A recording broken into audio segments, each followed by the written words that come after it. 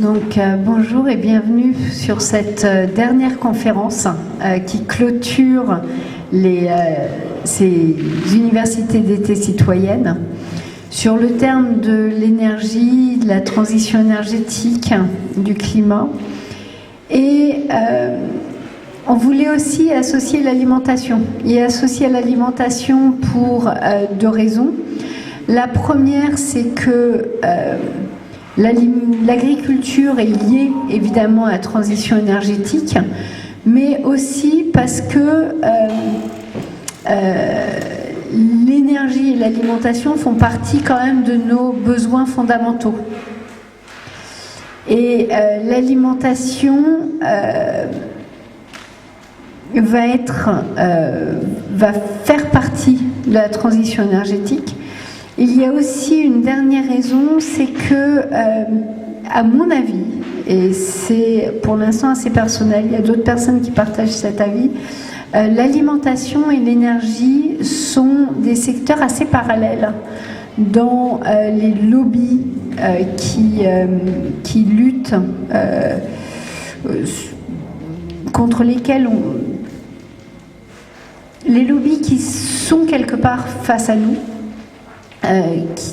aussi dans la réflexion par territoire, aussi quand on parle de précarité alimentaire et de précarité énergétique.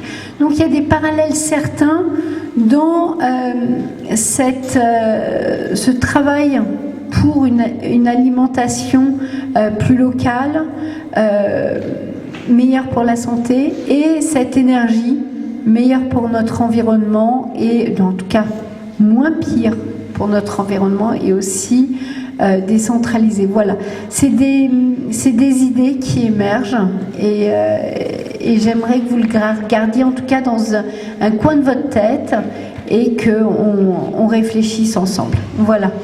Je te passe la parole. Donc pour cela, on a invité Mathieu Grenier de la Confédération paysanne pour nous parler plus particulièrement au niveau alimentation. Merci. Donc bonjour à tous.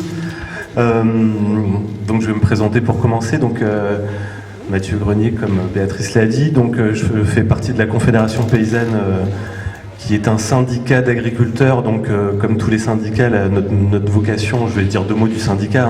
Notre vocation, c'est bien de défendre les paysannes, les paysans. Et en fait, à la Confédération paysanne, le raisonnement, c'est que pour défendre les paysannes et les paysans, il faut aussi certainement faire évoluer le modèle agricole. Parce qu'au-delà de la défense corporatiste, on se rend bien compte qu'en fait, les paysans souffrent aussi de l'évolution de l'agriculture, du fonctionnement économique, de filières, etc. Donc en fait, on défend les paysannes, les paysans, et on promeut aussi surtout une forme d'agriculture qu'on appelle l'agriculture paysanne, parce que les deux sont liés, quoi. Voilà pour la présentation. Et sinon, moi je suis donc agriculteur avec ma femme à côté de la centrale nucléaire de Paluel, c'est des petits repères qui vont parler à tout le monde. Et on est dans une ferme en polyculture élevage avec des vaches laitières, de la polyculture, on fait de la transformation en produits laitiers, on fait aussi du pain à la ferme. Donc on a vraiment on fait partie de ces fermes qui ont repris la partie, qui vont jusqu'au bout de l'aspect, jusqu'à l'alimentation en fait. On est à la fois dans des filières longues, comme on dit, on vend du lait pour Danone par exemple, on vend du blé à une coopérative, et on vend aussi en direct des produits alimentaires transformés. Voilà, donc on va passer à l'aspect, au sujet. Donc production alimentaire, sécurité alimentaire, peut-on réfléchir par territoire ? Donc la réponse est oui. On va essayer d'en dire plus. Et en fait, on va parler très concrètement d'un projet qui est porté par la Confédération paysanne, mais pas que, qui est le projet de sécurité sociale de l'alimentation. Donc je vais en dire deux mots. On va passer le temps, prendre le temps de bien expliquer. Mais en gros, l'idée, pour résumer, c'est de traiter l'alimentation en fait comme on traite la santé ou l'éducation. On va essayer de considérer que l'alimentation est un droit universel, et donc comment ça pourrait marcher et sortir de la logique de marché. Aujourd'hui, l'alimentation, c'est une logique de marché qui pose un certain nombre de problèmes, et le plus prégnant aujourd'hui, c'est le côté alimentation duale, avec clairement une alimentation pour les riches, une alimentation pour les pauvres, pour schématiser. Et aussi le projet, pourquoi il est intéressant pour nous paysans, c'est qu'on va voir que ça peut lever tous les blocages dans lesquels on est dans le système à la fois agricole et alimentaire. Parce que dans le système agricole, on est aussi, nous, bloqués dans les démarches de progrès. On voit bien, par exemple, que la bio, aujourd'hui, plafonne. On a du mal à passer plus de gens en bio. Alors que le bio, c'est quand même une façon de faire la transition écologique de l'agriculture. Enfin voilà, il y a plein de blocages. Donc je vais commencer d'ailleurs la présentation sur ça, sur montrer les blocages à la fois au niveau agricole et aussi au niveau alimentaire, en parlant à la fois des paysans et des mangeurs, et après on parlera de la sécurité sociale de l'alimentation. Donc pour commencer, on va partir des termes du sujet, sécurité alimentaire. Quand on parle de sécurité alimentaire, qu'est-ce que ça veut dire? Ça veut dire, pour résumer, que tout le monde, à l'échelle d'un territoire, ait accès à une alimentation en quantité et en qualité satisfaisante. Et donc la sécurité alimentaire, une des façons de la faire, c'est l'autosuffisance. On est bien d'accord que si on produit tout ce dont on a besoin, ça marche. Mais en fait, c'est pas du tout la stratégie qui est mise en œuvre depuis un certain nombre de décennies, que ce soit au niveau national, territorial ou international. La sécurité alimentaire, aujourd'hui, ça passe par l'échange. C'est la théorie libérale, que quand tout le monde fait du commerce, on est tous complémentaires et ça marche très bien. Et donc l'échange au niveau agricole et alimentaire, il repose sur la spécialisation. Donc spécialisation par pays, par région et par ferme. Par région, on voit tous aujourd'hui qu'en France, on fait du lait dans le Grand Ouest, on fait du blé dans le Grand Bassin parisien, on fait du vin et des fruits dans le Sud. Les légumes, on les fait même plus en France, on les fait en Espagne, et on fait des cochons en Bretagne. Voilà, donc spécialisation des régions et spécialisation des fermes. C'est-à-dire que maintenant, on est quasiment tous, quand on regarde la répartition des fermes par catégorie, par ce qu'on appelle l'orientation technico-économique, c'est-à-dire le type d'exploitation, il y a 50, 70 ans, les fermes majoritaires, c'était les fermes de polyculture élevage, et c'est l'orientation qui diminue le plus en proportion. Et au profit des fermes spécialisées, grandes cultures. Vous vous promenez autour de Dieppe, dans le Pays de Caux, les fermes de polyculture élevage disparaissent et sont remplacées par des fermes de grandes cultures industrielles, betteraves, pommes de terre, lin, etc. Donc l'intérêt de la spécialisation, c'est d'améliorer la productivité du travail et la productivité à l'hectare. Donc l'intérêt sur le papier, c'est bien ça, c'est que ça a permis d'augmenter énormément les quantités produites par unité de main-d'œuvre, pas forcément au global, mais par unité de main-d'œuvre. On voit bien qu'aujourd'hui, un paysan cultive son hectare tout seul sans problème. Et donc, en théorie, avec l'échange, la complémentarité entre régions, territoires, etc., ça marche. Mais donc, en fait, ça ne marche pas. Il y a un certain nombre de problèmes à la fois au niveau agricole et à la fois au niveau alimentaire. Donc je vais commencer, alors juste un petit mot au passage, quand on parle de ces sujets-là, on parle aussi des fois de souveraineté alimentaire, c'est le mot en ce moment à la mode. Tout le monde se réclame de la souveraineté alimentaire. La souveraineté alimentaire, ça veut dire sur le papier la capacité, ou plutôt le droit d'un collectif, d'une collectivité, d'un pays, d'une région, à pouvoir choisir son alimentation. Donc en ce moment, tout le monde veut améliorer la souveraineté alimentaire. Le ministère de l'Agriculture s'appelle le ministère de l'Agriculture et de la Souveraineté Alimentaire. La FNSEA parle de la souveraineté alimentaire. Donc c'est clairement un dévoiement du terme. Là, on parle clairement de sécurité alimentaire. Aujourd'hui, quand on parle de souveraineté alimentaire, c'est juste produire beaucoup, un maximum, pour pouvoir s'insérer dans le jeu des échanges. Plus on produit, plus on va pouvoir échanger avec les autres. Voilà. Donc au niveau agricole, quel constat on peut faire, en tout cas ce que nous on fait à la Confédération Paysanne? Le premier, c'est bien la disparition des fermes, vu que l'amélioration de la productivité du travail fait qu'aujourd'hui on n'est plus que moins de 400 000 agriculteurs en France, ce qui pose un certain nombre de problèmes. On pourrait dire, super, on est beaucoup plus productif, on le fait à moins. Là aujourd'hui, clairement le problème c'est la relève. C'est-à-dire que le monde agricole aujourd'hui, les 2/3 des exploitants vont prendre leur retraite d'ici 10 ans. Donc il n'y a clairement pas de relève. On ne sait pas comment on va faire pour remplacer les agriculteurs. Et donc comment on fait pour faire une transition agricole s'il n'y a plus les bras. Et donc ça va encore aggraver le corollaire de la disparition des fermes, qui est l'agrandissement des fermes. La deuxième impasse, donc moi je veux toujours dire un mot là-dessus, parce que c'est assez central, c'est le problème de rémunération de l'agriculture. C'est-à-dire qu'on est de moins en moins nombreux, et pour autant, le revenu agricole ne progresse pas. Alors on est moins nombreux, donc on se partage à moins nombreux le même gâteau, donc au final on peut dire ça passe, avec toutes les problématiques d'endettement, etc., qui sont quand même réelles. Mais la rémunération agricole aujourd'hui, c'est donc les statistiques, enfin les chiffres, quoi, c'est que sur 100 € de produits alimentaires, 6,5 vont à l'agriculture.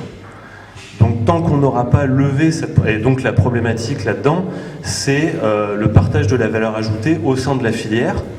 En fait, les agriculteurs sont prolétarisés au sens où on est des fournisseurs de matières premières pour l'industrie, et donc en fait la valeur ajoutée elle est faite par d'autres que nous. Et donc on a une portion tout à fait limitée de la valeur ajoutée, et ça va limiter d'autant plus la capacité des agriculteurs à se lancer dans une transition. Parce que quand vous êtes fragile économiquement, vous ne changez pas de système. Enfin, n'importe quel chef d'entreprise ou quelqu'un qui est à son compte ne va pas prendre de risques. Donc là, on a vraiment un sujet qui est central, il y a un sujet de justice, etc. Mais en termes de dynamique, tant qu'on n'aura pas levé ce truc-là, ça ne marchera pas. Donc la deuxième impasse en fait du système agricole et alimentaire, c'est clairement lié à l'intensification. Cette productivité agricole se fait par l'intensification et donc par le recours à des intrants chimiques. Et donc là, on a tous les problèmes de non-durabilité. Je ne vais pas passer beaucoup de temps dessus, il y aurait beaucoup de choses à dire en fait. Il y a les problèmes de pollution liés aux intrants, il y a les problèmes d'émissions de gaz à effet de serre, il y a les problèmes de... donc là, c'est le sujet dont on commence à parler, c'est le sujet de la destruction du vivant. En fait, on commence à prendre conscience qu'en fait, on est clairement en train de détruire notre outil de travail. Donc, en termes de durabilité, on est dans une impasse, court, moyen terme, je ne sais pas, mais en tout cas on est dedans, quoi. Donc là il y a ce système de sécurité alimentaire par la spécialisation, par l'échange n'est pas durable. Et donc un autre élément qu'il faut bien pointer, c'est celui de la vulnérabilité du système alimentaire par rapport aux combustibles fossiles, c'est-à-dire que tout le système de l'échange repose sur les transports. Donc la spécialisation des régions, ça ne marche que parce qu'il y a des camions, des trains entiers de camions qui se promènent d'une région et d'une autre. Donc en ce moment, c'est les vacances scolaires. Donc moi, je suis parti en vacances, donc sur la route, on voit tous les camions qui viennent d'Espagne pour livrer les légumes, tous les camions qui vont livrer notre blé au port de Rouen. Enfin voilà. Donc on peut parler, par exemple, en ce moment, bien sûr, comme tous les secteurs dans l'agriculture, on parle de notre bilan carbone, etc. Mais cette partie du bilan carbone, c'est pas celle de l'agriculture, mais le système alimentaire repose sur les combustibles fossiles. Donc si on raisonne à court moyen terme en se disant il faut arrêter les énergies fossiles, il faut arrêter les transports de denrées alimentaires. Et donc dans ce cas-là, plus rien ne marche, quoi. Donc voilà, il y a un certain nombre de limites qu'il va falloir un jour aborder.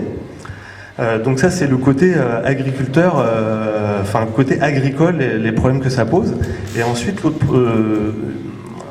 les limites de ce système, de notre système alimentaire, vu du côté des consommateurs. Donc c'est un sujet... Donc nous, la Confédération paysanne, on travaille sur la sécurité sociale de l'alimentation depuis pas très longtemps, en fait. Et en fait, il faut voir que c'est un monde que nous, on ne connaît pas en tant que paysans. Le côté mangeur. On mange pas forcément comme tout le monde. À la ferme, nous on mange énormément de produits de la ferme, etc. Et donc en fait c'est un monde qu'on ne connaît pas.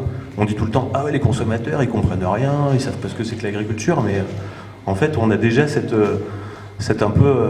rupture, quoi, ou cette différence assez forte qui fait que nous on a ce travail à faire d'aller se rendre compte de ce qui se passe. Et donc en ce moment, il y a quand même pas mal de travaux qui sont faits sur la situation de l'alimentation, et donc on se prend des chiffres dans la figure. Enfin, moi, je me suis intéressé au sujet quand j'ai entendu ce chiffre, 10% des Français ont recours à l'aide alimentaire. Alors, en fonction des sources, des années, etc., des fois on dit 5%, des fois on dit 10%. 10% des Français sont en insécurité alimentaire, parce qu'il y a aussi les gens qui ont accès à l'aide alimentaire, mais il y a aussi tous les gens qui n'y vont pas alors qu'ils pourraient. Il y a tous les gens qui refusent, des actes d'achat pour des raisons financières, etc. Enfin, c'est un sujet, moi, quand j'ai vu ce chiffre-là, je me suis dit, mais attends, c'est hallucinant ce chiffre. Ça veut dire qu'en fait, tout le modèle agricole repose sur l'idée qu'on produit beaucoup pour que tout le monde puisse manger. C'est le slogan « nourrir le monde ». Mais en fait, on voit bien, déjà, sur tous les aspects, nourrir le monde, l'agriculture exportatrice qui va nourrir le monde. Moi, ça fait 25, moi j'ai 46 ans, donc ça fait 25 ans qu'on dit que ça ne marche pas, on détruit les agricultures dans le sud, etc. Mais même en France, on n'est même pas capable de nourrir le monde. Enfin, c'est quand même... il y a un hiatus qui est quand même énorme, et on continue à dire la souveraineté alimentaire, la FNSE en ce moment, l'angle d'attaque, c'est il faut libérer les entraves à la production parce qu'on a besoin de produire en quantité, donc ça ne marche clairement pas. La prix Nobel de l'économie Esther Duflo a dit, donc peu de temps après son prix Nobel, elle a été interviewée un peu partout, elle disait mais le problème de la faim dans le monde, ce n'est pas un problème de quantité, ça on le sait, on a largement les quantités nécessaires dans le monde pour nourrir tout le monde. Et donc l'exemple de la France, 10% des gens qui ont accès à l'aide alimentaire, voilà, ça devrait nous parler, parce qu'on sait très bien qu'en France, je veux dire, on croule sous la nourriture, enfin, on en voit partout, et 30% de l'alimentation est jetée, donc les quantités sont là. Donc le problème de la faim, ce n'est pas un problème de quantité ni de technique agricole, c'est un problème social de répartition des richesses. Si on a accès, si on donne des sous aux gens qui n'en ont pas, ils vont acheter à manger, c'est aussi simple que ça. Donc voilà, on a quand même ce problème quantitatif qui est quand même incroyable. Alors ensuite, quand on se met à se renseigner sur les conditions en fait de la précarité alimentaire, on voit des choses qui sont complètement édifiantes. Le fait que l'aide alimentaire, en fait, est alimentée par les invendus de la grande distribution qui sont défiscalisés. C'est-à-dire qu'en fait, on paye la gestion des déchets de la grande distribution. La grande distribution n'a pas besoin de gérer ses déchets. C'est payé par l'État sous forme de crédit d'impôt, et le boulot est fait par tous les bénévoles qui ont une générosité énorme et qui vont travailler dans ces structures d'aide alimentaire. Donc en fait, c'est très simple, on dit, ben voilà, il faut que les grands magasins soient remplis à mort, et tout ce qui est en surplus, ben, ce sera géré par les pauvres. Enfin voilà, c'est quand même un système. Donc voilà, nourrir le monde, produisons plus pour nourrir le monde, ça ne marche absolument pas. Donc il y a l'enjeu quantitatif, et il y a quand même l'enjeu qualité qui est fondamental. Alors le premier, c'est tout ce qui est relatif à la santé. Donc un chiffre édifiant, 20% de la mortalité est liée à la malbouffe. Donc ça, c'est des sujets qui sont un peu moins visibles aujourd'hui, parce que comme il y a la problématique d'inflation, d'accessibilité alimentaire, etc., on parle moins de la qualité. Mais en fait, c'est central. C'est central parce que, enfin voilà, on sait clairement qu'il y a un impact entre la qualité de l'alimentation et la santé. Et donc, on ne doit pas raisonner en deux temps, en disant d'abord la qualité, ensuite la quantité. Et ensuite la qualité. Enfin, il faut quand même... c'est quand même assez cynique de se dire que la santé est liée au pouvoir d'achat, enfin à la catégorie sociale des mangeurs, quoi. Alors, sur ces aspects-là, un aspect que j'ai trouvé aussi intéressant en creusant un petit peu ces aspects-là sur l'alimentation, c'est en fait... Alors ça, c'est un conseil de lecture, une association qui s'appelle l'Atelier Paysan, et qui a fait ce bouquin qui s'appelle « Reprendre la terre aux machines », et qui redresse en fait l'histoire de l'agriculture, l'évolution du système agricole et alimentaire, et qui a un discours qui est assez intéressant, notamment en disant qu'en fait, toutes les alternatives qu'on essaye d'avoir au niveau agricole et alimentaire, comme notamment les circuits courts et la production bio, on voit bien, enfin moi je suis dans les deux, je suis agriculteur bio et on est dans les circuits courts, on sent quand même qu'on est un peu limité. Enfin, on sent clairement qu'on est dans une limite. Les circuits courts, on a beau faire tout ce qu'on veut, on voit bien que ça reste quand même réservé à une minorité, et souvent à une minorité plutôt à une élite. Donc, et dans l'agriculture bio, on voit aujourd'hui, on a une crise de la bio, et en gros, la bio aujourd'hui, donc c'est 10% des agriculteurs en France. l'organisation économique des filières, etc., c'est que la bio, c'est une alimentation, alors les industriels ils disent premium, c'est la qualité plus quoi. Donc les gens qui ont les moyens et qui regardent pas trop le prix, ils peuvent se faire plaisir en achetant de la qualité. Et donc, en fait, nous, agriculteurs, on est enfermés dans ce truc-là. On n'arrive pas du tout à en sortir. Et ça rejoint les problématiques de rémunération, de partage de la valeur ajoutée dans les filières. Donc en fait, même en essayant... c'est le truc, on fait à notre niveau. À notre niveau, on essaye de court-circuiter un peu le système en créant des alternatives, les circuits courts, les produits bio, etc. Mais en fait, ça ne marche pas parce que le système est tellement puissant qu'il nous limite. Et donc, comment on va faire pour que l'alimentation de qualité soit accessible à tous? Parce que, en ce moment, des collègues agriculteurs me disent « Ouais, mais le bio, ça marche pas, tu vois bien, les gens ne veulent pas manger bio. » Mais c'est complètement faux, c'est pas qu'ils veulent pas manger bio, ils ne peuvent pas. S'ils avaient les moyens, ils le feraient. Les gens, moi je suis persuadé que la majorité des gens ont envie de participer à la transition écologique, etc. Mais ils sont bridés par plein de phénomènes qui sont sociaux, culturels et économiques. Donc, ce petit tableau pour dire qu'on est dans un système qui est extrêmement complexe, avec des mécanismes dans tous les sens, économiques, de filières, politiques. Bien sûr, je n'ai pas parlé de la politique agricole, mais il y a beaucoup de choses à dire. Et donc, par quel bout on prend le truc? Dans un système complexe, des fois on peut se dire le système est trop complexe en fait pour être changé.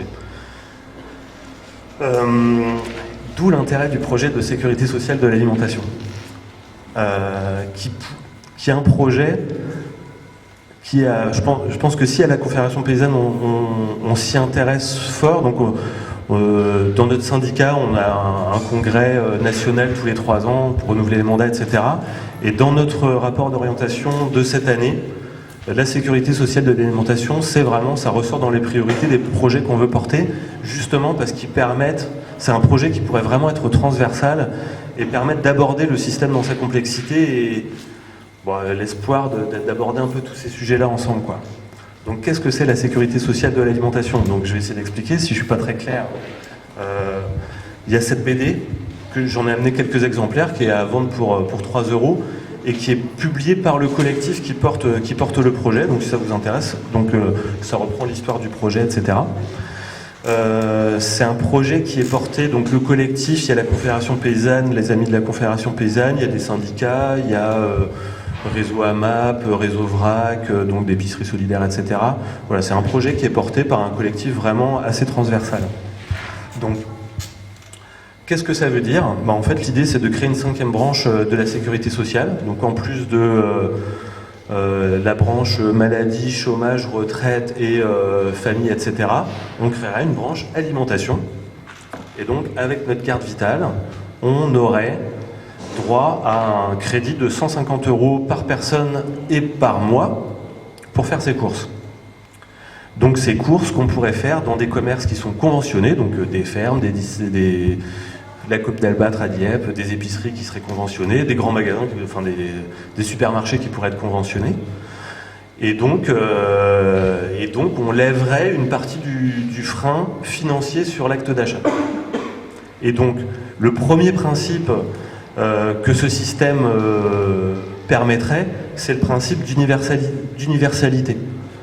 C'est-à-dire qu'on a le même droit pour tout le monde, on a le même socle. C'est exactement le même principe que la santé, c'est-à-dire que tout le monde peut aller, quel que soit son revenu, peut aller voir un médecin conventionné et avoir accès au même type de médecine. Alors, sous réserve de tous les problèmes qu'il y a au niveau de la santé, etc. Mais en théorie, c'est ça le principe, c'est l'universalité, c'est sortir en fait Donc il y a plusieurs choses. Il y a le fait déjà de sortir toutes les problématiques de pauvreté, parce qu'en fait l'aide alimentaire, c'est assez pernicieux qu'en fait on enferme les gens dans une trappe à pauvreté en disant toi t'es pauvre, t'as le droit à l'aide alimentaire, mais prouve-moi que t'es pauvre. Et donc avec des témoignages qu'on voit de structures où en fait quand dans l'association il n'y a pas assez pour tout le monde, et on va prioriser, on va donner à ceux qui sont plus pauvres que les autres. Donc en fait il y a tout ce système pernicieux dont il faut sortir par le droit universel. Aujourd'hui, qu'on soit riche ou pauvre, on a tous la même éducation. Donc l'alimentation, il faudrait réfléchir pareil. Le deuxième principe, c'est le système de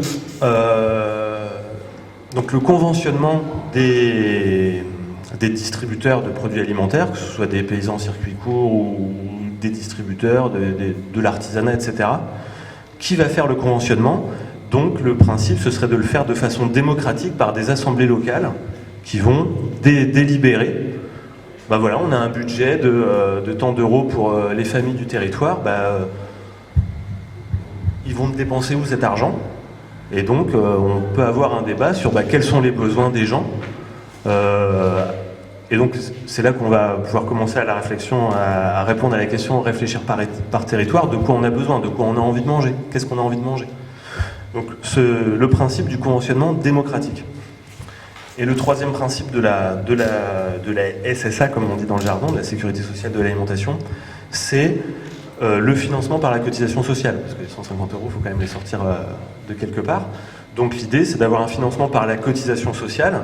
Et donc là, on rentre dans une logique de socialisation. C'est-à-dire qu'aujourd'hui, chacun dépense X euros de budget par famille et par mois.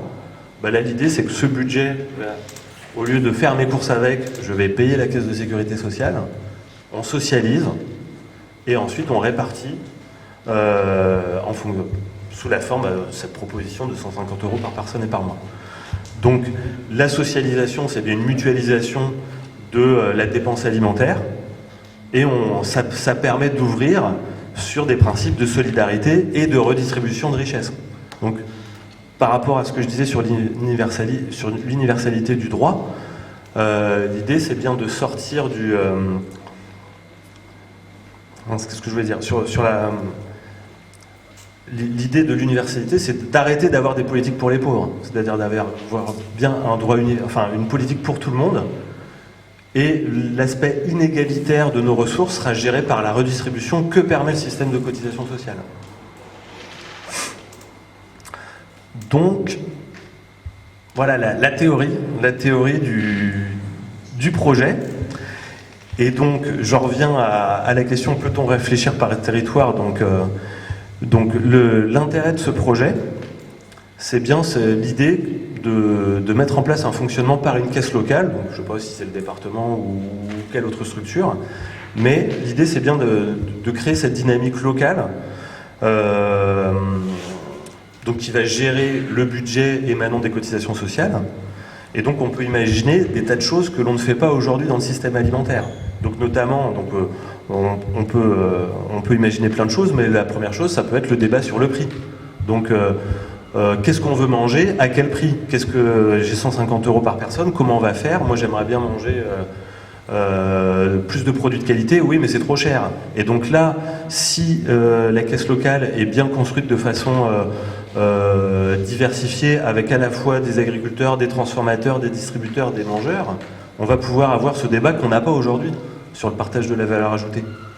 C'est un débat qui est complètement inexistant. Aujourd'hui, vous ne débattez jamais de...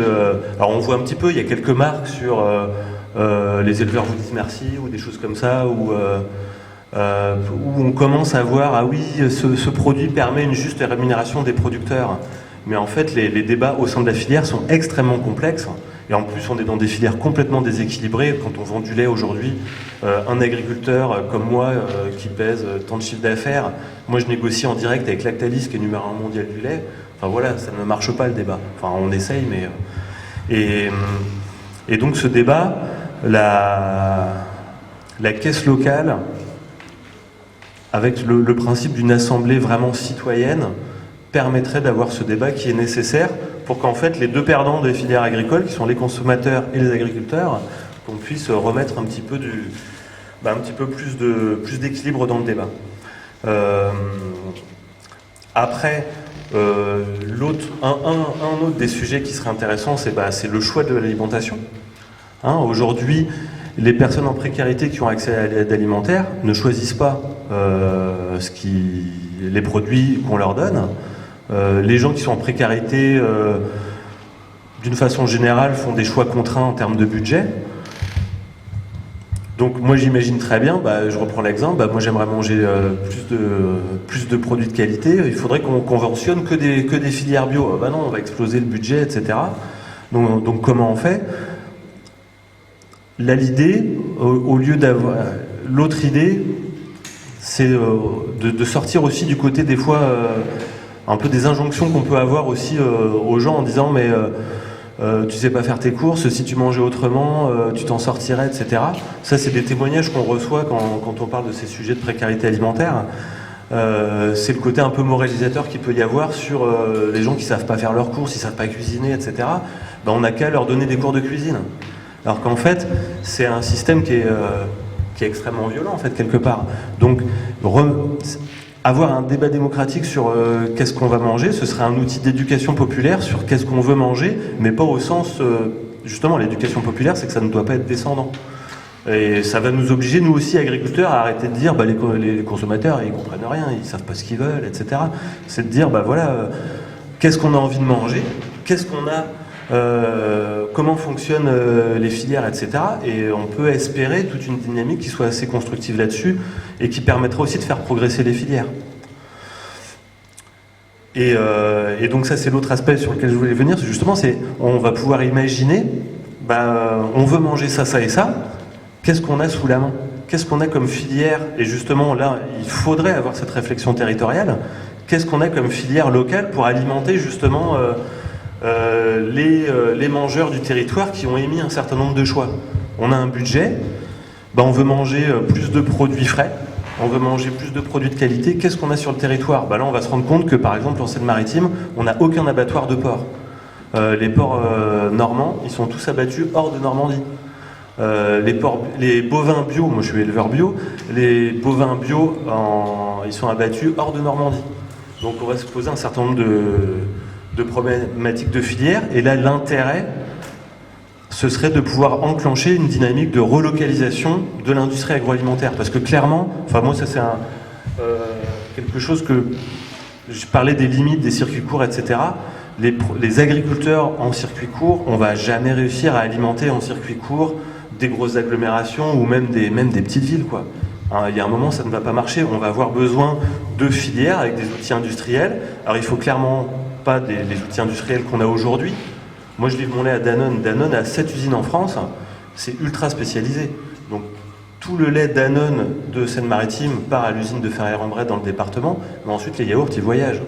Et quand vous faites vos courses et que vous achetez des produits Danone en Seine-Maritime, il y en a 1 sur 7 qui vient de Ferrières-en-Bray et tout le reste vient de toute la France. Donc, si on veut réfléchir à... On pourra mettre sur la table justement tous ces enjeux de transition dans nos filières, et il faudrait clairement relocaliser, recréer de la plus petite industrie alimentaire à l'échelle de nos territoires. Et aussi se reposer la question, après en amont, de quelle agriculture on a. Parce qu'aujourd'hui, alimenter 100% des légumes en Seine-Maritime, on n'est pas capable de le faire. Nos surfaces sont consacrées à faire du lin pour la Chine, des pommes de terre pour la Belgique, du lait pour l'export, etc. Donc ça c'est le projet en fait de reprise en main de façon démocratique de quelle alimentation on a envie de choisir. Et donc la dernière thématique que je voulais aborder sur la réflexion, la question peut-on réfléchir par territoire, c'est la dynamique territoriale qu'on peut espérer d'un tel projet au niveau agricole. Donc j'ai déjà dit un certain nombre de choses sur le fait qu'on pourrait relocaliser une partie de l'activité industrielle et de distribution. On pourrait imaginer aussi une distribution alternative au modèle qu'on a aujourd'hui. L'autre projet qui rejoint un des projets de la Confédération paysanne, c'est d'installer très concrètement des agriculteurs sur de nouvelles activités. Aujourd'hui, on manque de maraîchers, il faut qu'on installe tous dans nos fermes une activité de maraîchage pour avoir cette dynamique de fournir des produits frais, parce qu'en termes de santé, la fraîcheur, la proximité, c'est un critère qui est vraiment incontournable. On devrait imaginer de réinstaller des agriculteurs sur ces activités-là.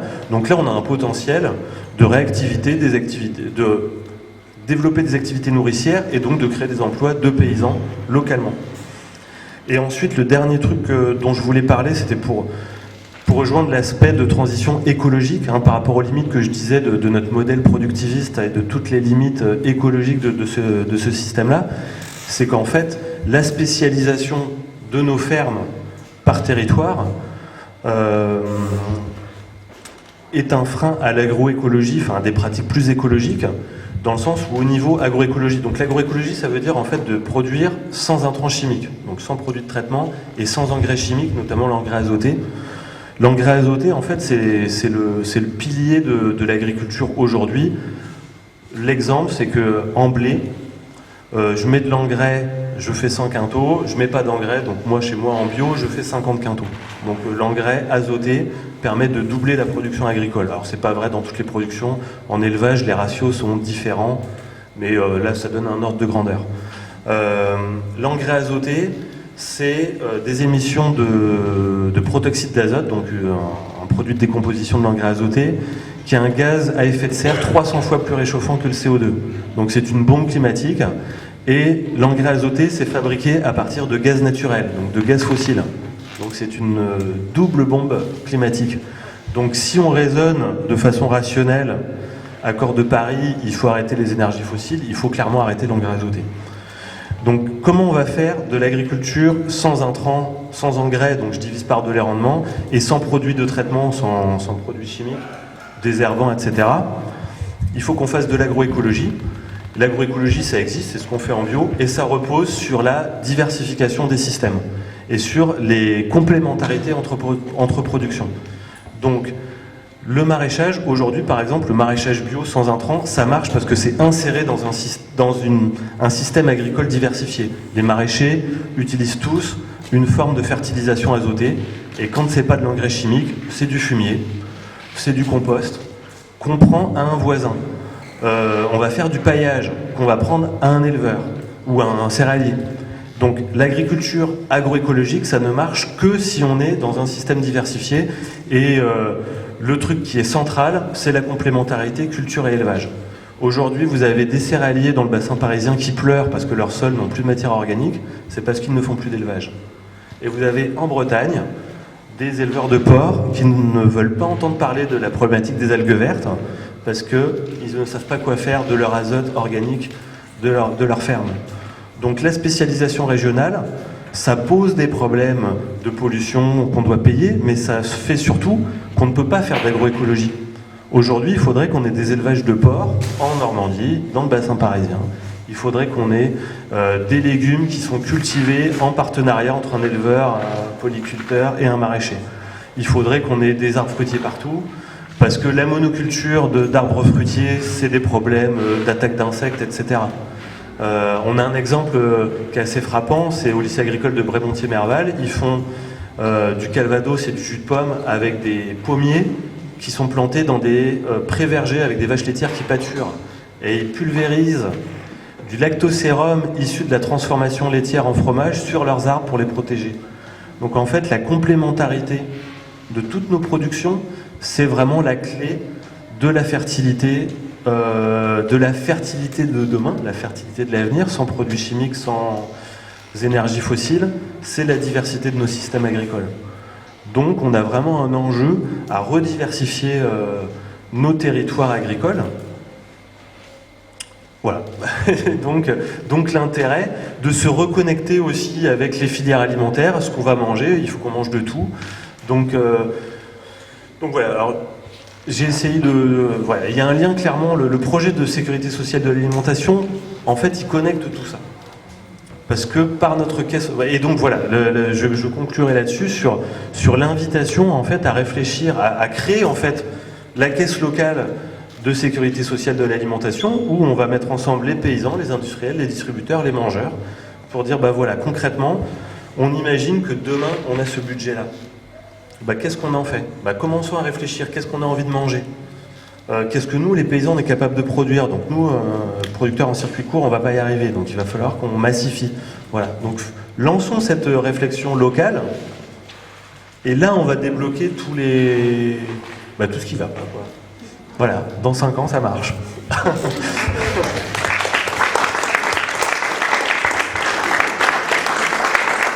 Bon, ça pose pas mal de questions, donc on va pouvoir en discuter. Mais... Des petites questions? Voilà.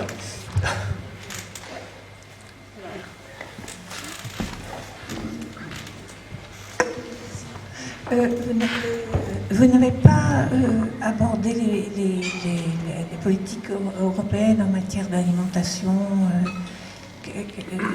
Où vous en êtes de vos réflexions sur les lobbies européens, enfin, qui sont bien évidemment enchantés par les propositions que vous venez de faire?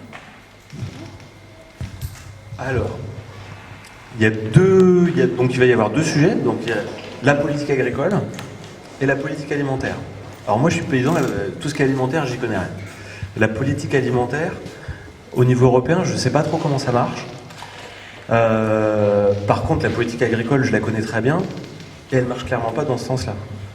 Vu que la politique agricole continue de reposer sur ce système de produire beaucoup, parce qu'on a ce problème de quantité. Alors, il faut quand même nuancer les choses. On essaye, au niveau européen, il y a un certain nombre de choses qui ont été comprises, notamment au niveau européen, il y a un truc qui s'appelle la stratégie c'est le Green New Deal, ou le Green Deal européen. Au niveau agricole, il y a ce qu'on appelle la stratégie Farm to Fork, donc de la ferme à la fourche, où il y a un certain nombre d'objectifs, justement de relier un petit peu la ferme et l'alimentation. Mais aujourd'hui, ce qu'il y a de sûr, et donc dedans il y a quelques objectifs environnementaux, etc., qui sont mis en avant, des objectifs de décarbonation de l'agriculture, etc. Alors, le premier truc, on peut dire plusieurs choses là-dessus sur ce contexte politique, c'est que la crise en Ukraine, l'inflation, la crise énergétique, qu'on voyait venir, mais bon, on n'a rien fait, a ouvert un peu les vannes de tout le lobby. Tu parlais en intro de la puissance du lobby agricole, qui aujourd'hui se sent pousser des ailes pour dire mais il faut arrêter la stratégie Farm to Fork, il faut libérer les entraves à la production. Il y a l'inflation, le blé est bloqué en Ukraine, ça va pas marcher, il faut qu'on produise à mort. Donc on a quand même cette grosse contrainte-là aujourd'hui au niveau politique, il faut remettre sur le débat public le fait que l'alimentation, c'est pas un problème de quantité, c'est un problème de distribution, etc. Ça, mais on a une grosse problématique. Sur la PAC, malgré tous les objectifs de verdir un peu la politique agricole européenne, ça ne marche toujours pas. Là aujourd'hui, la nouvelle PAC, ça marche par tranche de 5 ans. La PAC pour les 5 prochaines années déclinée en France, c'est moins d'aide pour la bio. Donc là, on est vraiment dans ce qu'on appelle le backslash, quoi. On a eu un progrès, et là, hop, les mouvements réactionnaires, ça a bien travaillé, et on est en train de reculer. Donc là, il y a du boulot. Et par contre, il y a un truc qu'on peut faire, c'est de connecter au maximum les problématiques agricoles et alimentaires. C'est jamais fait. Aujourd'hui, quand vous allez sur le site internet du ministère de l'Agriculture et de la Souveraineté Alimentaire, qui a les deux compétences, vous avez la politique agricole et la politique alimentaire. Vous allez à la direction régionale de l'agriculture à Rouen, il y a le service économie agricole et le service alimentation. La politique alimentaire, c'est les recommandations santé. Il faut manger des légumes secs 2 fois par semaine, il faut manger 5 fruits et légumes par jour, etc.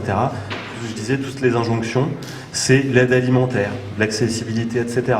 C'est jamais connecté à l'agriculture. Et donc, il faut reconnecter. Il faut bien montrer que si on veut que les gens mangent des trucs de qualité, il faudrait peut-être qu'on les produise. Aujourd'hui, l'agriculture bio est en train de reculer. Comment on va faire pour faire de l'alimentation de qualité ? Enfin voilà, ça c'est un truc qu'on peut tous porter, c'est que dès qu'on parle d'agriculture, il faut parler d'alimentation, dire oui mais l'agriculture c'est pour manger. Nous à la conf on parle d'agriculture nourricière, il faut vraiment qu'on parle de l'agriculture nourricière. Parce que sinon on va dire ah ouais non mais l'agriculture c'est des emplois, c'est des filières, c'est de l'export, là on fait du lin, etc. Moi j'ai rien, je suis producteur de lin, je suis dans la filière lin, il faut faire du lin, mais parce que le lin c'est une fibre naturelle, donc c'est moins de fibres chimiques, etc. Mais il faut vraiment, voilà, agriculture nourricière, il faut parler de ça, donc si vous pouvez interpeller des élus, on peut faire ça. Mais bon. Quelques éléments de réponse.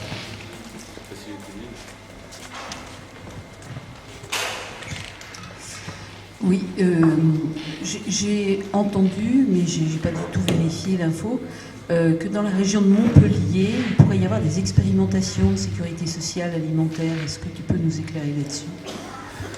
Oui et non. Alors, sur la SSA, donc c'est un projet qui est porté par, comme je disais, un collectif. Tous les gens qui font partie du collectif, ils sont au dos de la petite BD. Il y a un collectif national qui réfléchit, comment on fait, etc. Et en fait, c'est un sujet... Alors, je ne sais pas comment vous le ressentez. Moi, quand j'ai entendu parler de la SSA la première fois, je me suis dit, mais waouh, pourquoi on n'a pas pensé avant, quoi. Moi, ça fait 25 ans que je suis dans le monde agricole. Il y a 25 ans, quand on militait, on disait l'agriculture n'est pas une marchandise. En fait, la SSA, ça nous permet de reprendre ce truc-là. Sortons l'agriculture de la logique du marché.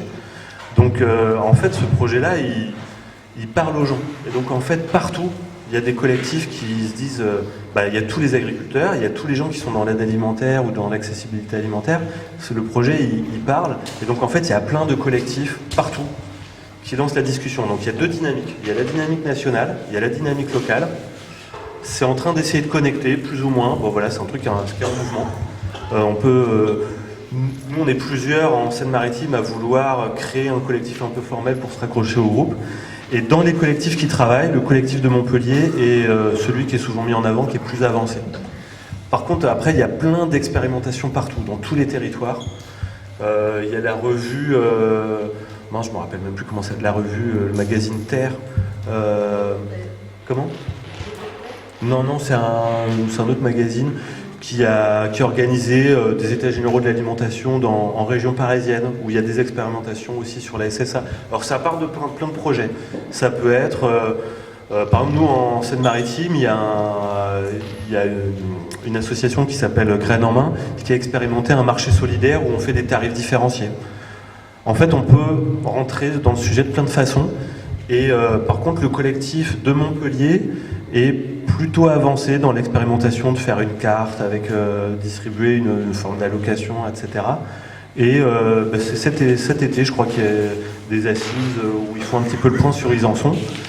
Donc il y a des choses qui vont sortir sur un peu en exemple d'un territoire qui est un peu plus avancé.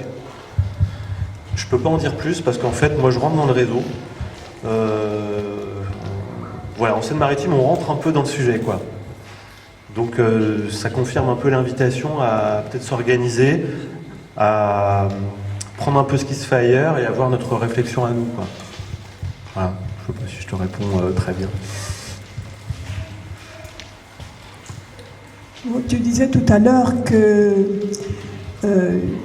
la bio, effectivement, avait moins, au niveau européen, avait moins d'argent qu'avant. Alors, est-ce que c'est pour donner en faveur de cette pseudo-haute valeur environnementale, parce que j'avais lu ça... Oui, la réponse est oui. Donc, hélas. Je peux en dire deux mots. HVE, haute valeur environnementale, c'est un label qui est porté par nos amis de la FNSEA.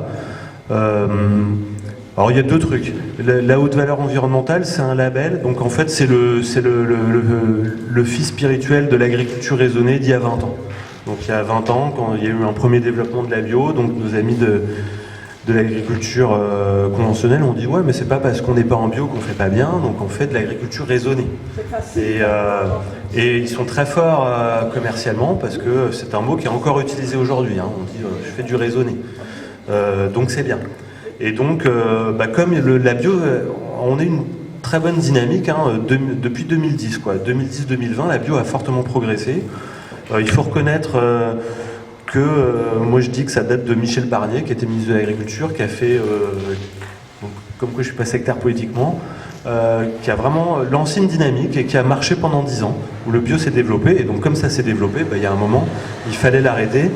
Et donc le HVE, alors le HVE, c'est un label qui permet à des agriculteurs qui ne veulent pas passer en bio de s'engager dans une démarche d'amélioration de leurs pratiques et qui peut être un tremplin quand même assez intéressant vers ce qu'on appelle l'agriculture intégrée. L'agriculture intégrée, c'est une agriculture où on ne fait pas zéro produits phyto ou zéro engrais, mais on en fait quand même beaucoup moins, et où on fait de l'agroécologie. Enfin, on fait quelques techniques d'agroécologie. Donc il y a des gens qui... Et donc ça, moi je veux dire très bien, enfin je veux dire c'est une très bonne démarche, mais en fait le truc qui n'a pas marché, c'est qu'on a un gouvernement qui depuis 2 mandats présidentiels est à la solde complète des lobbies, et donc qui a dit en fait dans la prochaine PAC, il faut que tout le monde ait la même chose. Donc il y aura de l'argent pour les bio, mais ceux qui ne sont pas en bio, ils auront quand même droit à la même chose, et on va le donner à ceux qui ont un label HVE. Donc là c'est clairement... la réponse à ta question, c'est oui, ça s'est passé de cette façon-là. Oui, voilà. Mais on peut avoir le label HVE de façon simplement en faisant un petit peu de bordure, des choses comme ça, oui, en fait, le HVE, par rapport à ce que j'expliquais, le HVE, il y a 3 niveaux. Je fais du HVE premier niveau, deuxième, troisième. Et on peut avoir une ferme, excuse-moi, on peut avoir une ferme-usine, on peut avoir des animaux qui ne voient pas le jour. Oui, en fait, les critères ne sont pas très avancés. Donc des gens, moi j'en connais, des collègues qui sont pas en bio, mais qui font de l'agriculture intégrée, qui essayent qui ont vraiment une optique agronomique assez poussée, qui eux croient au label HVE comme vraiment une démarche de progrès assez forte. Mais en fait, il y a toujours eu, en fait, l'agriculture c'est pas du tout binaire. Il y a des tas de gens qui sont passés en bio après être passés par exemple en système laitier. Il y a beaucoup de gens qui se vont dans des systèmes herbagés sans passer en bio et qui, au bout de quelques années, passent en bio. Et ça a des bénéfices environnementaux qui sont réels. Donc le HVE a permis ça. Et donc le truc qui est pernicieux dans la PAC, c'est qu'en fait il y a 3 niveaux. Il y a l'HVE, il y a le niveau le plus ambitieux qui est le niveau 3, et puis des niveaux moins ambitieux. Et en fait la PAC donne accès à une aide, à ce qu'on appelle le paiement vert, y compris quand on est dans les niveaux pas ambitieux. Et c'est ça qui est complètement incohérent, et on se retrouve avec des trucs où c'est comme l'agriculture raisonnée, à partir du moment où on fait de la traçabilité, on enregistre nos pratiques, on coche un certain nombre de petites cases, on a le niveau qui est bon, et on est aidé comme un agriculteur bio. Donc en bio, on met pas de produits, et on est traité exactement de la même façon que ceux qui en mettent. Donc en fait, il y a une injustice qui est quand même énorme. Oui, vous parliez de contacter en fait nos élus locaux pour justement soumettre ces projets. On voit apparaître actuellement, je ne connais pas bien, mais c'est pas évidemment le lien avec la SSA, mais c'est les projets d'alimentation territoriaux, c'est ça. Et en fait, je vous posais la question, évidemment c'est pas la SSA, mais est-ce que c'est pas une façon de reprendre certains... Parce qu'en fait c'est développer, j'ai bien compris, c'est développer une agriculture locale et surtout essayer local et puis surtout avoir une alimentation dans les cantines par exemple. Mais est-ce que c'est pas une façon de reprendre via l'État un projet qui commence à émerger par des collectifs quoi. Les PAT, c'est un dispositif qui est très intéressant. C'est vraiment la question, peut-on réfléchir par territoire? Le PAT, donc projet agricole alimentaire territorial, c'est ça, c'est réfléchissons à l'échelle d'une collectivité à notre alimentation. C'est un super beau projet. Franchement, c'est ce qu'il faut faire. Il faut faire des PAT partout.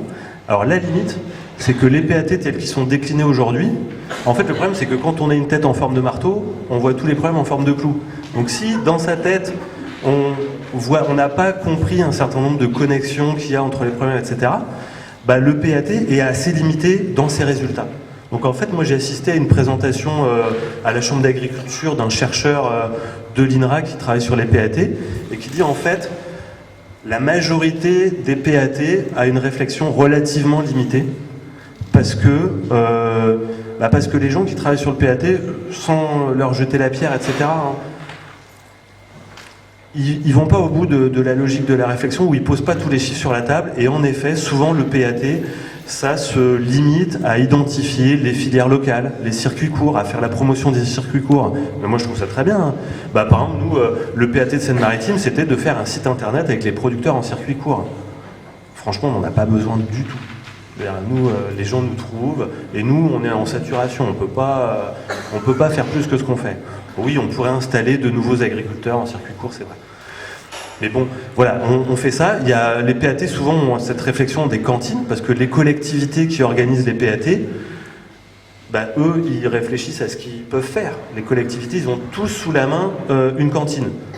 La cantine de l'école, la cantine municipale de l'école, les collèges pour les départements, les lycées pour les régions. Donc ils se disent, bah voilà, moi ça je peux faire ça, donc je vais essayer de faire ça.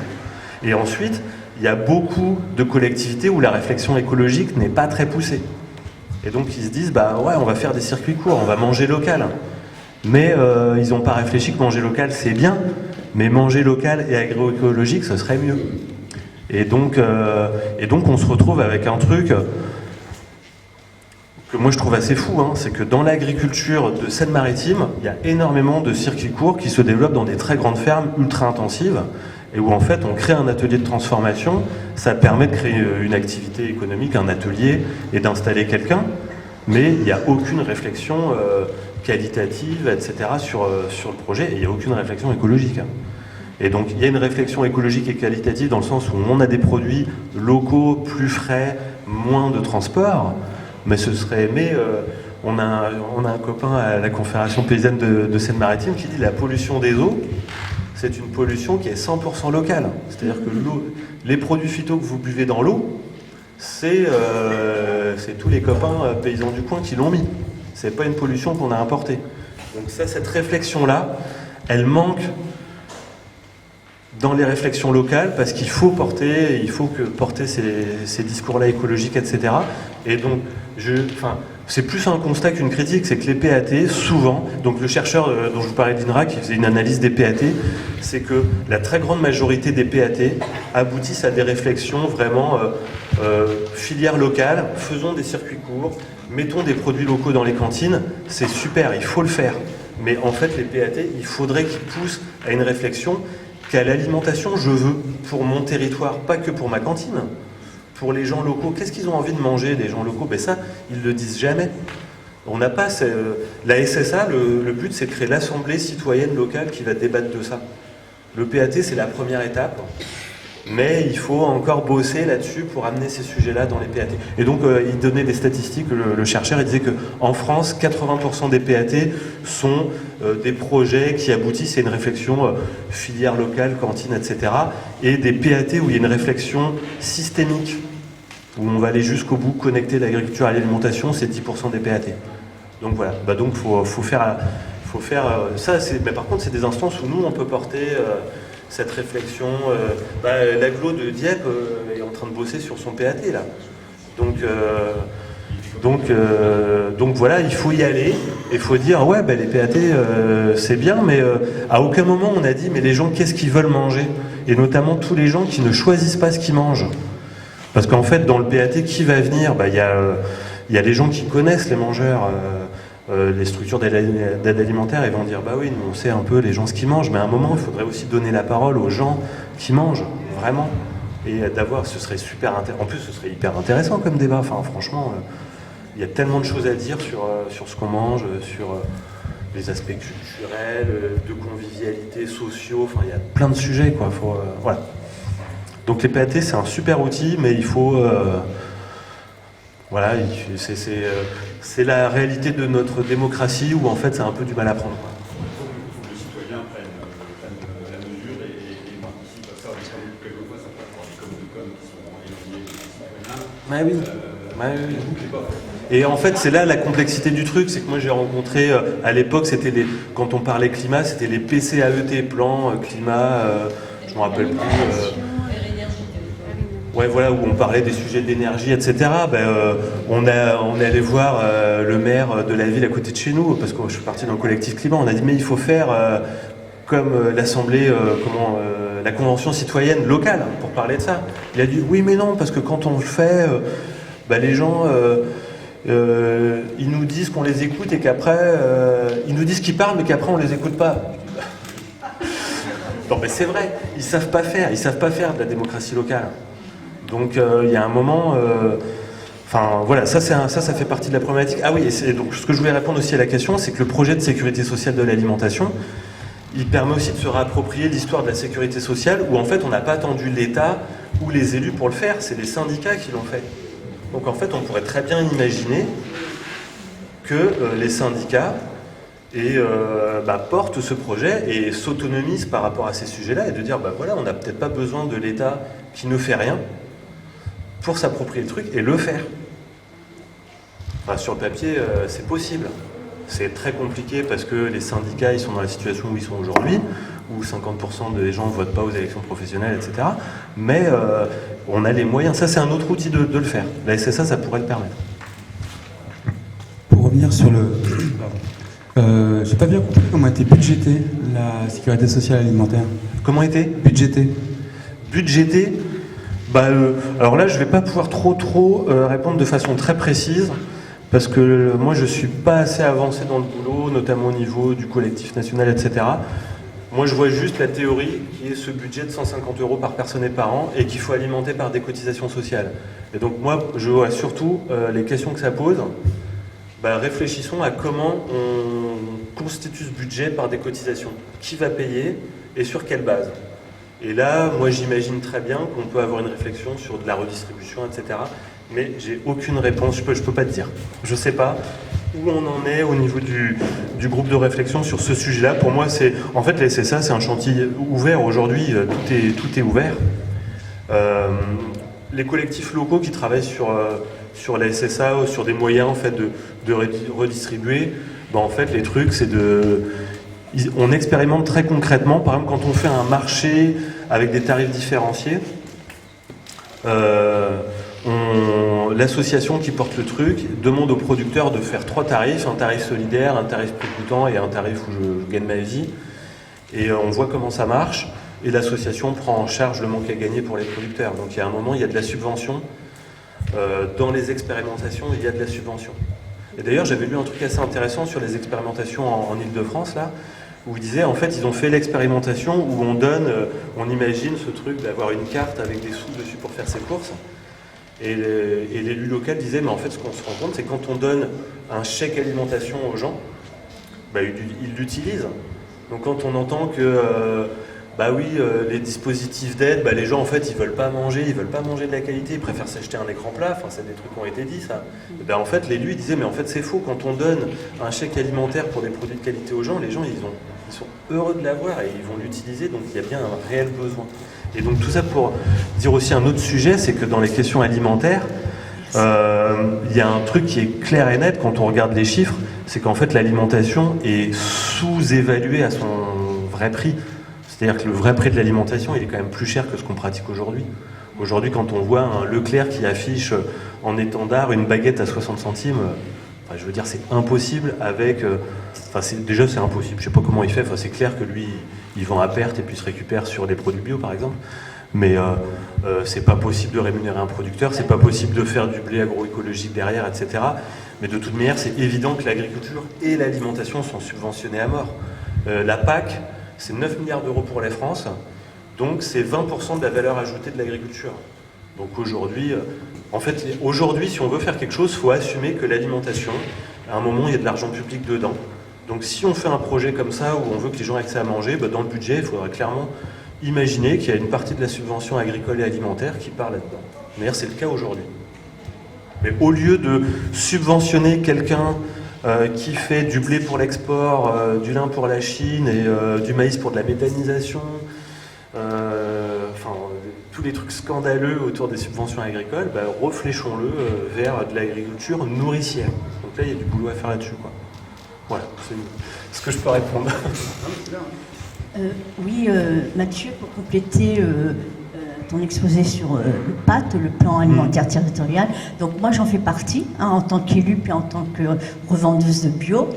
Et une des premières conclusions, c'est que sur le territoire de l'agglo, qui est l'agglomération, 80% de l'alimentation qui est produite, c'est pour l'alimentation animale.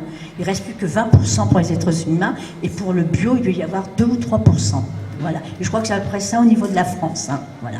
Et pour dire aussi que ceux qui font partie de ce plan alimentaire territorial, donc c'est des producteurs locaux, c'est des revendeurs, c'est producteurs locaux, revendeurs et épiceries solidaires. Voilà, donc c'est pour ça que c'est intéressant que les épiceries solidaires fassent partie de ce plan-là, parce que sur Dieppe, les épiceries solidaires ont quand même en ont marre de donner la malbouffe aux gens les plus précarisés, parce que tout le monde mérite de manger bio. Enfin, même, je pense que l'agriculture bio aura gagné le jour où tout le monde mangera bio sans le savoir. Ça voudrait dire que la politique gouvernementale aura opté pour le bio. Aussi, qu'est-ce que je voulais dire aussi ? Oui, alors le problème de l'agglo, c'est qu'il n'y a pas de terre pour installer, ou c'est trop cher. Voilà, il n'y a plus de terre pour. Ou c'est trop cher. Voilà. Est-ce que tu peux reprendre un tout petit peu ce que vient de dire Annette pour que les gens sur Facebook l'entendent bien ? J'entends la question. Tu as dit plusieurs choses. Sur le PAT de Dieppe, nous on a été invités à la Confédération paysanne et on n'a pas pu venir à la première réunion, mais je pense qu'on va essayer quand même de participer. Il y a France qui est venu. Ah bah alors, le lien est fait. Mais moi je pense, dans les PAT, le truc qu'il faut faire, c'est vraiment essayer d'ouvrir à ces problématiques, qu'on ne parle pas que de l'alimentation solidaire et des circuits courts et des cantines. Il faut vraiment arriver à parler aussi des autres sujets. Ce que tu as dit sur le fait qu'il faut vraiment qu'on sorte de la malbouffe, moi c'est vraiment, je disais le backslash, le retour en arrière, c'est vraiment ça. Moi, quand j'ai commencé à militer, la figure c'était José Bové, la malbouffe. C'était un vrai sujet, quoi. Ça l'est encore plus aujourd'hui. Aujourd'hui, les aliments ultra transformés, j'avais lu un chiffre, c'est faramineux, je crois que c'est plus genre 40% des ventes d'un supermarché, c'est des produits ultra transformés. On sait que c'est vraiment des produits qui sont nocifs, c'est même pas qu'ils sont pas bons pour la santé, c'est qu'ils nous font du mal, quoi. Et en plus, ces produits, ils nous font du mal aussi à nous, parce que c'est pour faire ces trucs-là qu'on est obligé de faire des produits agricoles sous-rémunérés. Là-dessus, il y a vraiment la malbouffe, c'est un vrai sujet et qui est complètement invisibilisé aujourd'hui par les problématiques de pouvoir d'achat. Alors qu'il faudrait réussir à dire, mais c'est pas parce que t'as pas de revenus que tu dois manger mal. Et en fait, je pense qu'il y a quand même un sujet, c'est que quand on dit manger mal, il y a un peu un côté moralisateur, quoi. Je sais pas comment vous pouvez l'interpréter, mais il faut qu'on arrive à se dire, mais manger bien, c'est ton droit, ou alors ça te fait envie. Il y a un truc aussi qu'il faut qu'on dise, c'est le côté, l'envie de manger, ou de bien manger, ou le plaisir de manger. Quand je disais il y a une dimension culturelle autour du manger, il faudrait peut-être qu'on arrive à travailler là-dessus. C'est vrai que aussi quand on mange mal, on mange en vitesse, ou le côté convivial autour de produits plus sains. Faut travailler sur ces trucs-là, quoi. T'as dit il faudrait qu'on mange tous bio sans le savoir. Pourquoi aujourd'hui il y a un recul sur la bio ? Parce que la bio atteint 10% des surfaces en France et que c'est trop pour l'agriculture conventionnelle qui a peur d'être remplacée, quoi. Voilà. C'est-à-dire que l'agriculture conventionnelle veut que le bio ce soit un label de qualité supérieure, que ce soit une niche et que ce soit pas la norme. Ça c'est clair. Donc on en est là. Donc il y a plein de débats à avoir là-dessus, comment faire stratégiquement, etc. Après, ce que tu as dit sur l'agglo, de toute manière, 80% les statistiques que j'ai vues, moi, c'est qu'en gros, par territoire, mais tous les territoires, quoi, même les territoires ruraux, 10% on mange, 90% de ce qu'on produit est exporté et on importe 90% de ce qu'on mange. On est dans une logique d'échange complète, quoi, c'est évident. C'est construit comme ça, quoi. Donc ça, c'est pas une fatalité. Il s'agit pas de passer à 100%. L'autosuffisance, c'est pas du tout la bonne stratégie. La complémentarité, les échanges, il y en a toujours eu, c'est une bonne chose. C'est juste qu'il faut arrêter. C'est que le 10-90, c'est beaucoup trop fort. Donc déjà, commençons par des petits trucs. Et l'agglo de Dieppe, elle est en relation avec son département. Peut-être que l'échelle, c'est le département. Et après, sur certaines productions comme le maraîchage, il ne faut pas beaucoup de surface pour développer des activités. Donc là, il y a du potentiel, quoi, pour faire des trucs. Et puis le prix des terres, ça c'est le gros frein. Quand je disais que le système est complexe, c'est que ça fait quand même depuis l'après-guerre, donc ça fait quand même longtemps, qu'on construit une agriculture sur le mode de l'agrandissement, de la spécialisation, etc. Et donc en fait, on en vient à des situations de blocage. C'est-à-dire qu'aujourd'hui, il y a des fermes qui sont tellement grandes qui peuvent mettre la pression sur les prix, Donc on a des prix aujourd'hui des terres en Seine-Maritime qui font qu'on ne peut plus installer de néo-agriculteurs. Donc on est dans des situations de blocage qui sont claires et nettes. Donc il faut se battre politiquement, il faut être vraiment assez fort politiquement, parce que là on ne va pas y arriver par nos pratiques, nos choix de consommation.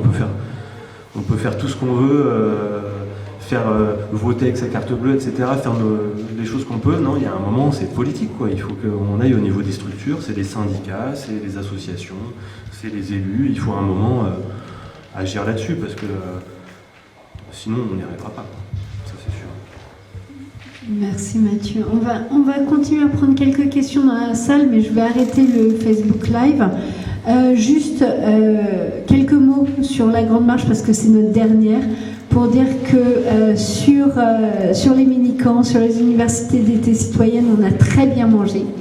On a mangé de manière équilibrée, on a mangé de manière conviviale, aussi grâce au Biocoop et aux producteurs qui nous ont fait des dons en nature. La liste est sur notre site web lagrandemarche.org. Donc merci à eux, parce que grâce à eux, tous, selon nos moyens, on a pu manger ensemble, sans discrimination, sans problématique de qui prend quoi. Et on a mangé aussi végétarien, parce qu'on sait, même si on peut dire qu'il y a besoin d'un certain nombre de productions animales, la production, quand on mange un repas avec du bœuf, au niveau émissions de gaz à effet de serre, ça correspond à 14 repas végétariens.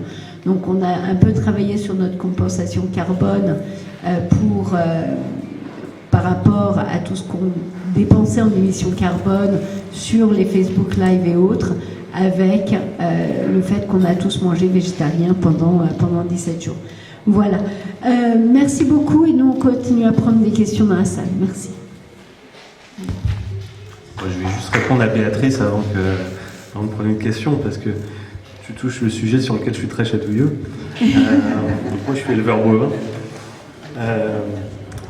bovin. Donc on a cette problématique des émissions de gaz à effet de serre liées à l'élevage bovin. Et c'est un sujet qui est extrêmement complexe, sur lequel il faut qu'on bosse vraiment, nous, en tant que syndicat d'agriculteurs, où on est quand même beaucoup d'éleveurs, avec les partenaires de la société, parce que la Conf, on est un syndicat qui a toujours été ouvert et qui a toujours voulu débattre avec la société. Le chiffre, il est évident. Et je vais rebondir aussi sur ce que tu disais, Annette, sur le fait que 80% des terres sont consacrées à l'alimentation du bétail. Les chiffres sont indéniables. Une vache, ça émet énormément de méthane, et ce méthane n'est jamais compensé. C'est le rapport de la Cour des comptes, c'est ça qui dit en fait. C'est l'intérêt du rapport de la Cour des comptes, c'est de mettre sur la table ce chiffre-là. C'est que les prairies, ça stocke du carbone, mais ça ne stockera jamais le carbone émis par la vache. Donc on est sur un système qui est déséquilibré, qui participe au changement climatique. Alors par contre, la réponse, qui est de dire qu'il faut manger moins de viande, etc., le message, on le partage complètement, que de manière on mange trop de viande, ça c'est évident, on mange trop de produits animaux, etc. Mais par contre, les conséquences politiques de ce qu'on dit, on est clairement là aujourd'hui dans une logique de fragilisation de l'élevage qui est vraiment très forte.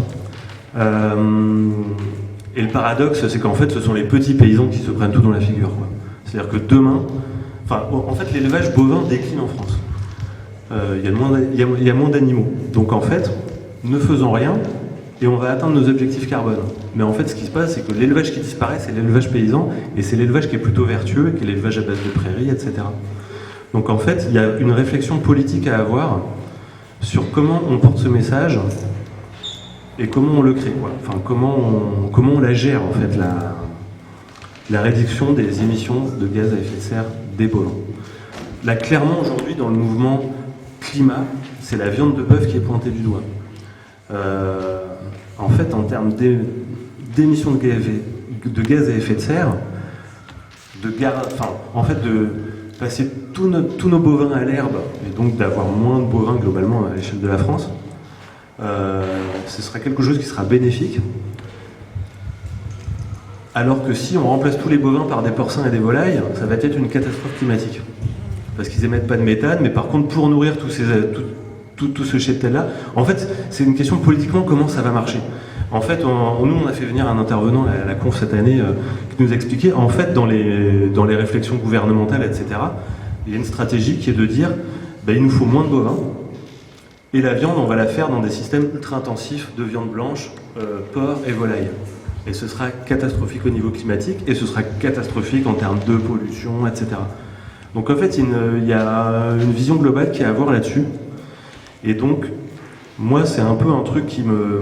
Et par rapport aussi à ce que je vous disais sur l'agroécologie, c'est que l'agroécologie repose sur la complémentarité animaux-végétaux. Ça, c'est un travail qu'on fait à la Confédération paysanne. Autour de l'élevage paysan, on organise un séminaire en janvier 2024, où on fait venir des ethnologues, etc., des scientifiques, etc., sur les aspects sociaux autour de l'élevage, sur bien sûr tous ces aspects environnementaux, mais enfin voilà, il y a un truc qui est évident, c'est que l'agroécologie, sans la coopération animaux et humains et culture, ça ne marchera pas.